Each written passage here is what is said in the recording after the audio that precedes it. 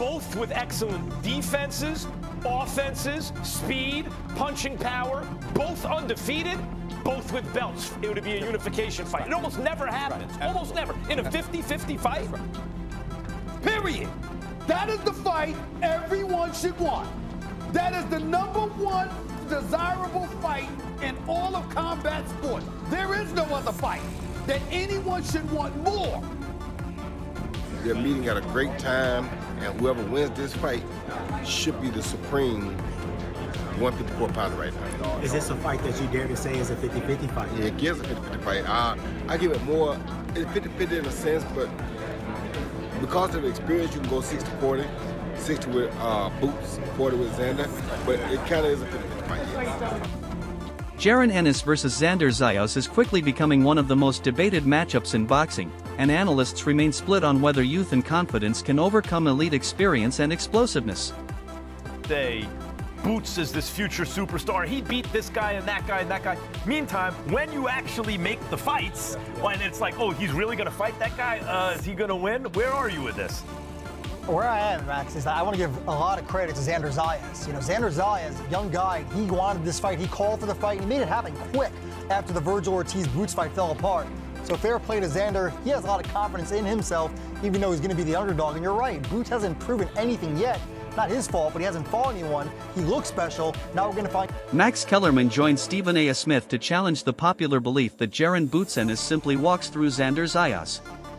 Kellerman argued that Zayas possesses the ring IQ, composure, and precision needed to potentially shock the boxing world. Fan base. In other words, it's not just that you're of a certain ethnic or national group, but you're undefeated. You've been groomed and promoted as maybe the future star that group's fan base will follow. You're risking a lot because you have a built-in economic engine behind you. And when you're a guy who can be put in a position to pick and choose, and you choose Boots, Gabe, what does that say? Absolutely. This is a fight he definitely didn't have to take, man. You know, he's a 2-division champion right now. And for him to choose the toughest guy on paper right now, I mean, skill-wise, Boots, it's crazy. You know, it's crazy. He could have went a different route. Stephen A. Smith also praised Zayas as a rare young talent deserving far more attention, suggesting he could become a legitimate threat to Boots Ennis despite entering as the underdog.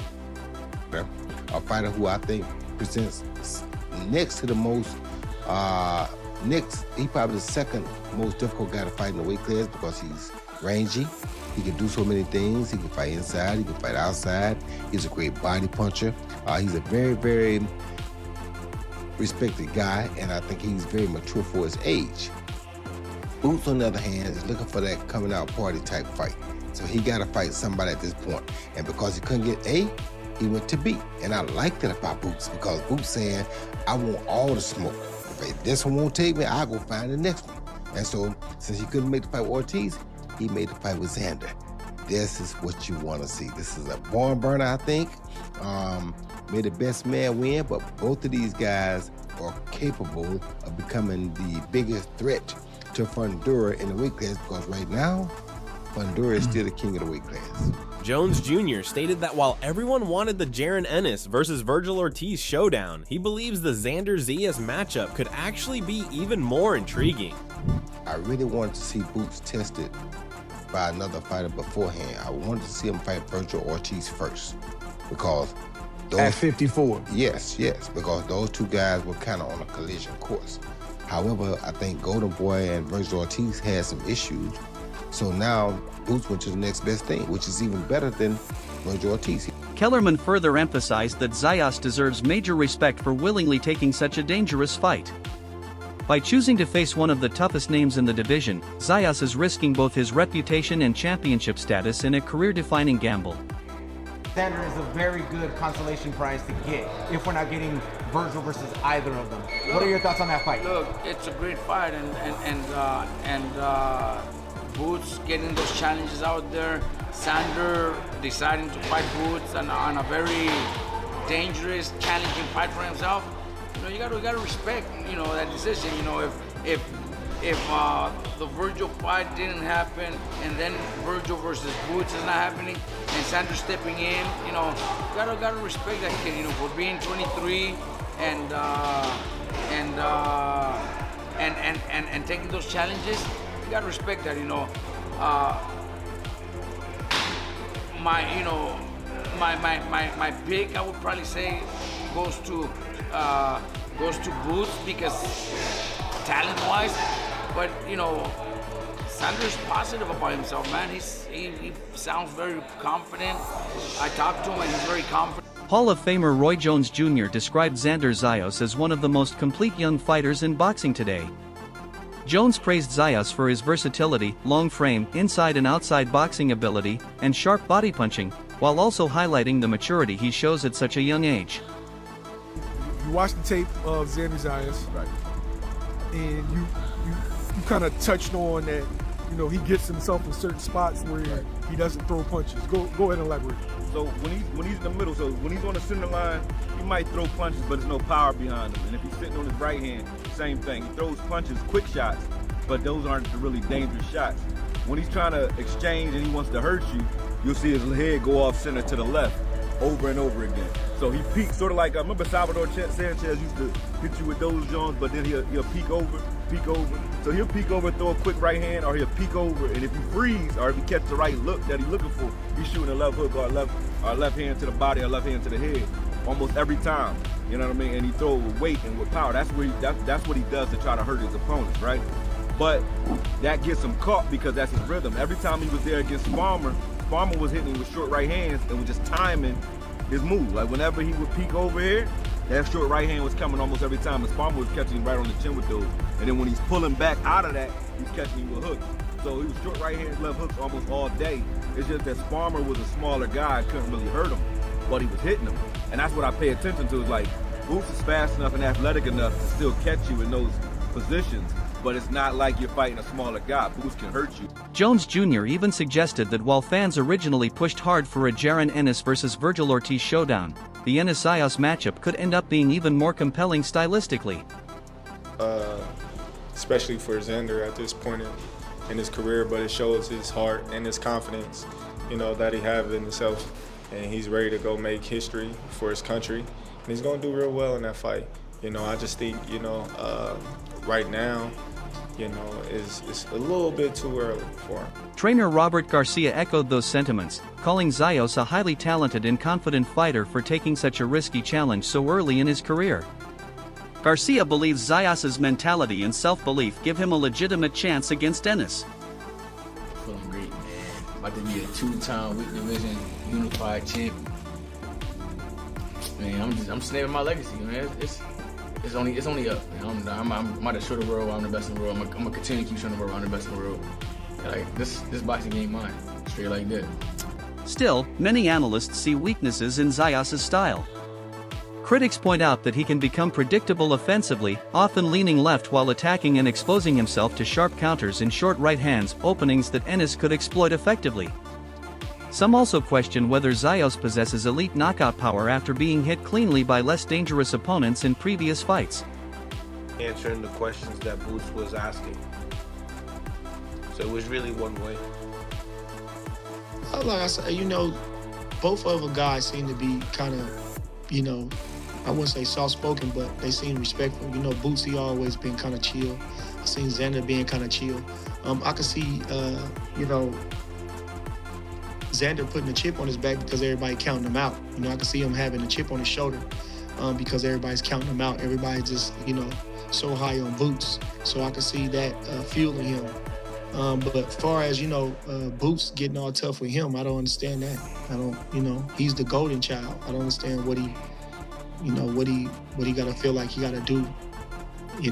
I think his role is to just stay quiet and handle his business with his fist. Terence Crawford warned that the fight may be coming too soon for Zayas. While praising his confidence and skill, Crawford stressed that experience at the elite level matters greatly and suggested patience may have been wiser before facing someone like Boots Ennis. I just think that Xander don't know enough to take a fight like Boots. I mean, granted, we get in this game, you in this game to be the best. But I don't think he's ready for a fight like Boots. I mean, Xander's good, he can fight, but he's still a kid, still a baby, still in learning stages right now. unified champion, right? He is. Big kid. Seemed like he's getting better each and every fight. And I agree, but Boots in careers, man. You know what I'm saying? Now, are they going to pay him enough? You know what I'm saying? Are they going to pay him enough? Because I'm sure after they fight, he's not going to fight for a while. Meanwhile, Jaron Ennis has made it clear he believes he is becoming the face of the 154-pound division. Ennis confidently declared himself the biggest name at 154, insisting this fight is only the beginning of his dominance at junior middleweight. Reason why there's so much hype around Boots. He's an incredible athlete, he has a great jab, he can box, he's in good fights, he has power. But Xander Zayas at 23 is definitely an improving fighter, and like you said, Gabe, he's an economic engine, right? He could be fighting in Puerto Rico, he just sold out in January, he could fight in New York, he's gonna probably have the bigger fan support here. And I think this is a great business move for Xander too. He's gonna get a career high payday, and like you said, 190 he walks around at. He hasn't had much more time at 154. And also I'm thinking about is if you really watch Boots does look special all the time. But there's cases where he gets hit a lot. And you're like, man, for you to be so good and so special, why are you getting hit from some of these lower class fighters? So Xander might have seen that. So you know what? Yeah, I know Boots is special. I know he's really, really good, etc. But I see things in this game where... With so much attention and hype surrounding Ennis, some observers believe the spotlight has further boosted his confidence heading into the showdown with Zayas. Boots was going to have confidence. He believes he's the best 154 in the world. Xander Zayas, who even people on his own side wondered why he was pushing for this fight. Even his trainer needed an explanation from him before he signed off on him taking this fight. His promoter, who admitted on the dais that his plan for Xander was to put him in MSG, put him in Puerto Rico, do a nice title defense. This was all Xander Zayas, but Xander on that stage continues to look like, act like, sound like a guy that firmly believes that he is the better fighter in this matchup. What were your takeaways from watching Boots and Xander face-to-face for the first time? It was a fun press conference because Boots was really confident. He was brimming with confidence, and normally you see Boots more, more chill, with a little bit more swagger. He's a little bit more, soft with his comebacks. But no, he was brimming with confidence, and him and Zayas were going back and forth, and I think Zayas handled it perfect. For a 23-year-old champion who hasn't really been against the best, he's facing somebody that's potentially pound for pound one of the best, and Zayas handled it. He handled it with flying colors, man. And I think Boots better respect what he has in front of him. Even though the measurements stay the same, I saw a bigger, younger fighter motivated to do something. Veteran trainer coach Reggie also issued a warning to Zayas, acknowledging his talent while arguing that he may still be too inexperienced for elite-level wars against proven fighters like Ennis. And if Boots is not careful and is a little bit too much overconfident, and this is the type of fight where he can be exposed. There was something both of them were going on, saying they both get hit. Yes, they do, but Boots gets hit being offensive. Zayas gets hit, being a little bit pulling his head back, rookie mistakes. And I think a fighter like Boots can capitalize on that, and Zayas better be on his P's and Q's. He better have that sharp technique, because he's dealing with a more confident, maybe overconfident, but more skilled and naturally gifted fighter in Boots, and that's the reason that the unified champion is the underdog against Zayas. Yeah, I can't help but wonder what Zayas' game plan is going to be, because his team, I think, is going to want him to try to push Boots back. And you saw some of the things that Xander said. He said he felt that Boots has been a weight bully for most of his career. So that and some conversations that I had with people around him told me that they want to be a more offensive-oriented fighter. When guys come at Jaron Ennis, he is an excellent counterpuncher. He's excellent fighting, going backwards. He kind of eats up that style. Now, maybe Xander and his team can say he's never done that against a guy on my level. That's probably true. I mean, look, Stanionis is a really good fighter. Boots carved him up. Lima, certainly not on. Respected boxing journalist Mike Coppinger views the matchup as a smart business move for Zayas regardless of the odds. Coppinger believes facing a high-profile opponent like Ennis dramatically raises Zayas' marketability and reputation across the sport, even if he enters as the underdog. By pursuing dangerous fights instead of safer title defenses, Zayas demonstrates ambition that could elevate his long-term standing in boxing. Dora, Keith Thurman. There's also the triangle that I like to call Virgil Ortiz, Xander, and Boots. Right now, it looks like Xander and Boots are going to fight. What are your thoughts on that fight? It's going to be a good fight, man. The division looking good right now, you know, and I just want to see all the fighters fight each other, man. The best need to fight the best. That's what's going to bring the fans to boxing. And, you know, you can only be great by beating somebody great. You know what I'm saying? You can have a bunch of wins with no great win. You're just a good fighter, but you want to be great, you need to beat another great fighter. So they got the opportunity. Boots Ennis enters the matchup with the reputation of being one of the most gifted fighters in boxing. Zayas, meanwhile, surprised many by aggressively chasing this dangerous opportunity instead of taking an easier route. During the face-off, both fighters appeared extremely confident and exchanged sharp words, adding even more tension to the event. Although Zayas handled the pressure well, many still see Ennis's experience and proven success against top competition as major advantages. And I'm thinking to myself, if this is what a phenom looks like, then what the hell is Boots Ennis? Yeah. And I was like, so that's where calling him the amazing Boots Ennis comes from. The dude is electricity waiting to shock you. Yeah. And he just hasn't had the opportunities to shock, right? So he's got Xander coming up here pretty soon. That fight's in June or May? June 27th. That fight's at the end of June.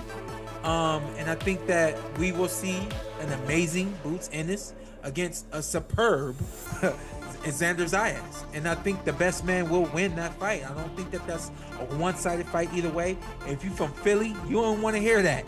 You know what I mean? If you're Puerto Rican, you don't want to hear that. You know what I mean? But it's a great matchup. But I just wanted to answer to that real quick. I just from what I was exposed to over the weekend, and that just has been in my mind. So when I came to Boots, it was like, if you call in everybody else phenoms and stuff like that, then we... Analysts also believe both fighters possess defensive flaws. Ennis can be vulnerable when he opens up aggressively on offense, while Zayas still shows defensive lapses tied to inexperience and positioning mistakes. Strategically, Zayas is expected to pressure Ennis and attempt to force him backward, but Ennis's elite counterpunching and comfort fighting off the back foot could neutralize that aggression and allow him to dictate the pace. I think he's the most talented fighter at 154. Is he ever going to fight any of these guys? Yeah, I think so, absolutely. I think we're going to see him fight somebody this summer. We'll get to it a little bit later in the show. Look, what do you think of, like, when I look at all those names, I see a bunch of good fighters. But when you say who could be special out of all those guys, my best prediction would be Boots. But you got to beat these guys. You can't just make us feel that way. You got to actually do it. To me, the top guys in that division is Boots and Virgil. Right. That's why everyone wants to see that fight. You know what I mean? So, and Boots has got that. He got that swag, he got that speed, that power, good defense. He from Philly. Yeah, I was waiting for that. I was waiting. By the way, these two are not the best. Like, if you're not a big boxing fan or a real professional boxer, you just watch all these guys fight, and you watch Boots, you're like, oh, wow. Yeah. The wow effect, he has that. So when you ask this question, it's not even no shot of a doubt who's the most. Hall of Fame legend Winky Wright believes this fight represents the kind of elite challenge that defines greatness. According to Wright, true legacies are built by defeating top-level opponents in moments exactly like this. Like it. Comment it. Subscribe to Fight Vault Boxing Glove.